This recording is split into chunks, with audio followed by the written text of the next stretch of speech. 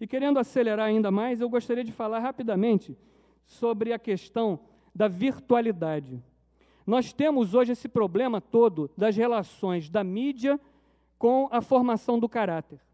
E porque nós estamos sendo muito tímidos, como nós estamos sendo progressistas ingênuos, nós estamos deixando uma podridão invadir os corações, as mentes e as almas de nossas crianças e de nós mesmos, porque ficamos esperando uma pesquisa científica que vai tentar medir o grau de ingerência da mídia violenta, dos games violentos, da TV pornográfica no coração das crianças. Só que essa pesquisa não virá. E ela não virá, pasmem, por um imperativo ético. Para fazer uma pesquisa efetivamente aceita, universalmente aceita, seria necessário fazê-la pelos padrões científicos aceitos, que diriam o quê? Precisamos pegar 2 grupos, para expor um grupo desde a pequena meninice, desde a mais tenra infância, a situações de mídia violenta. E outro grupo exposto a outro tipo de mídia. E confinar essas pessoas e acompanhá-las até a idade adulta para ver o que aconteceria. Só que a ciência, além de tudo, proíbe experiências com seres humanos em um determinado nível. Então, essa experiência não se realizará. O Ministério da Justiça brasileiro tem uma encomenda de uma pesquisa similar, mas uma pesquisa de opinião e tal, para 2008. A Unesco está desde 2002 trabalhando numa pesquisa assim e não se chega à conclusão. Agora, nós temos dados. Depois que a televisão entra na África do Sul, aumenta o índice de crimes violentos. Depois que determinado tipo de filme começou a passar nos Estados Unidos, aumentou o índice de crimes violentos.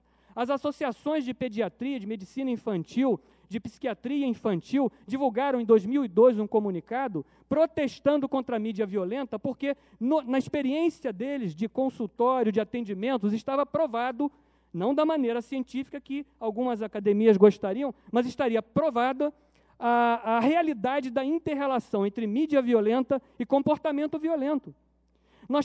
Tem um livro muito bom chamado Crianças do Consumo, a Infância Roubada, em que a autora é uma americana que lida com terapias de criança e do adolescente. Ela relata a dramática situação de crianças, meninas de 7 anos de idade, que vão para o consultório porque estavam tendo relações sexuais com seus coleguinhas de 8 anos de idade.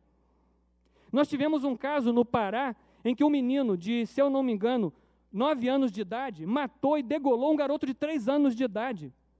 Você vai pesquisar o histórico e você vai ver a influência da mídia violenta.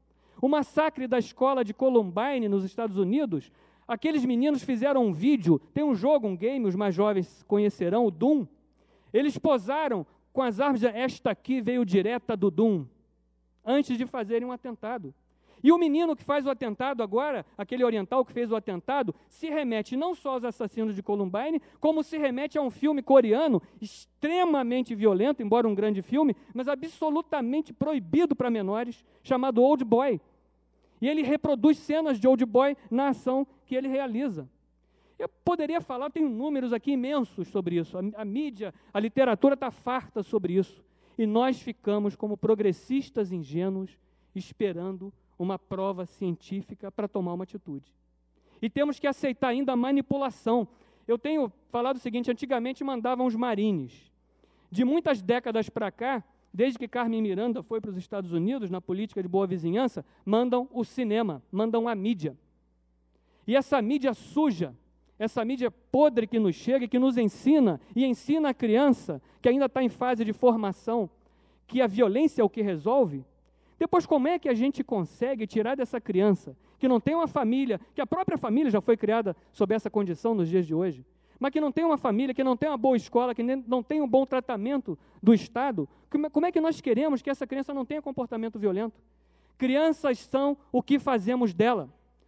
Eu tenho dito que a linguagem divina, para mim, a linguagem divina, intraduzível, é a linguagem de uma criança num berço, porque esta é a linguagem igual.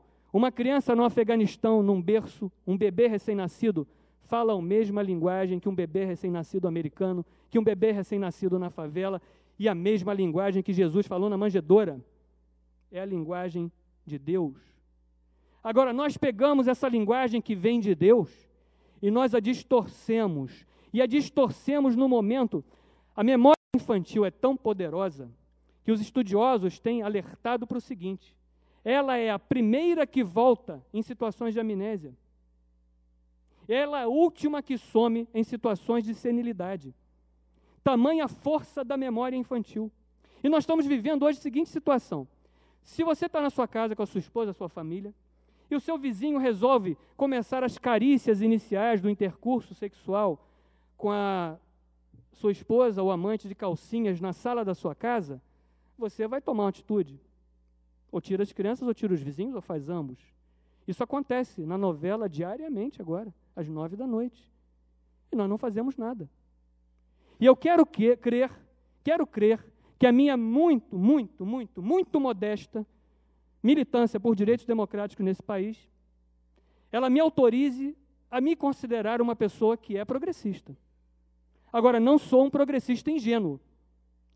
Na esteira do progressismo ingênuo, Leonardo Boff também alertou bem, e o professor Najib, historiando as gerações de direitos, também o fez, a diferença entre os direitos fundamentais e os direitos sociais, e falando que muitas vezes são inimigos, são adversários. Os direitos fundamentais, o direito de livre expressão, os direitos fundamentais foram criados através da luta da burguesia contra o poder do soberano. E esses direitos são os que se luta por eles até hoje com razão. Só que os direitos sociais já vêm numa criação que não é contra apenas o soberano, é contra a própria burguesia. E se a burguesia, no sentido marxista, inclusive os donos do capital, se a burguesia ainda impera, ainda predomina, é ela quem manda, é evidente que não vai haver direito social, e essa é a grande contradição do ECA. Tenho entusiasmo pelo ECA, participo das comemorações do ECA, tenho feito palestras louvando o ECA, mas me espanta a ingenuidade de muita gente, achando que o que está no papel acontece, porque não acontece. Conselhos tutelares, só agora 90% dos países têm conselhos tutelares. É gestão participativa e democrática. O ECA é editado em 1990, o Muro de Berlim cai em 1989, a sociedade neoliberal avança daí para frente. O estado de bem-estar social nos chega um pouco antes. Só que o estado de bem-estar social, aonde aconteceu e deu certo, na Europa do Ocidente, ele aconteceu e deu certo porque havia para onde exportar a crise. Os operários miseráveis deles éramos nós. Aí quando nós trazemos para cá o estado de bem-estar social, ele falha no mundo inteiro, inclusive lá.